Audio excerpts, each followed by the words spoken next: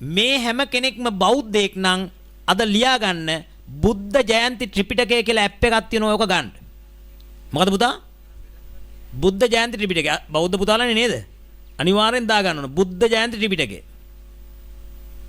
දැන් මම මේ විදියට කිව්වහම මේක කරගන්න. ඊට පස්සේ මම ඊළඟ පිරිසකට කියනකොට ඒගොල්ලෝ අලුත්ම පිරිසක්. දැන් ඔයාට කියලා ඔයා ඔක කරන්නේ නැත්නම් ඔයා බෞද්ධ කියලා නම් හිතන් ඉන්න එපා. මැරෙන වෙලාවේ Tamanට මොකද්ද මතක් වෙන්නේ කියන එක දැන් තීරණය කරන්න. හරිද? පාරට බැහැලා ඩ්‍රයිවිං පුරුදු වෙන්න බෑ. ග්‍රවුන්ඩ් එකක පුරුදු වෙලා තමයි පාරට දාන්න ඕන. එසත් දැන් හොඳට ඉන්න වෙලාවේ, පණ තියෙන වෙලාවේ, ලෙඩ නැති වෙලාවේ, කයට ශක්තිය තියෙන වෙලාවේ, ආර්ථිකය හොඳට තියෙන වෙලාවේ මොකක් කරගන්න ඕනද?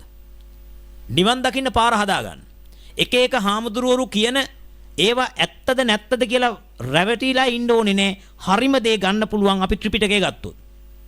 බුදුරජාණන් වහන්සේ කෙලින්ම ඍජුවම කියපු ධර්මපරයය ත්‍රිපිටකේ තියෙනවා තාම.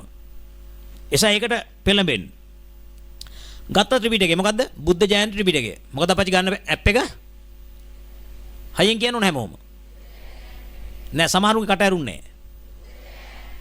බුද්ධ ජයන්ති ත්‍රිපිටකය. ඒක ගන්නෙ මොකටද? ත්‍රිපිටකය බලන්න. තව ඇප් එකක් තියෙනවා. අභිධර්මයේ ඉගෙන ගන්න ඕන අය තව ඇප් එකක් තියෙනවා. රේරුකාණේ චන්දවිමල මහානායක හාමුදුරන්ගේ අභිධර්ම මාර්ගය, අභිධර්මයේ මූලික කරුණු, අභිධර්මාර්ථ සංග්‍රහය, ඒ වගේ පොත් බලන්න. විසුද්ධි මාර්ගයේ ආදී පොත් ටික ඔක්කොම තියෙන එක ඇප් එකක් තියෙනවා. මොකක්ද ඇප් එක? බෞද්ධ පොත් කියලා ඇප් එකක් තියෙනවා. ඒක ලියා ගන්න. බෞද්ධ පොත්. හරි. දැන් එහෙනම් ඇප් දෙකයි මොකක්ද අම්ම ඇප් දෙක? බුද්ධ ජයන්ති ත්‍රිපිටකයයි බෞද්ධ පොත් ඇප් එකයි. තව එකක් තියෙනවා. ඒකත් දාගන්න. මොකද්ද?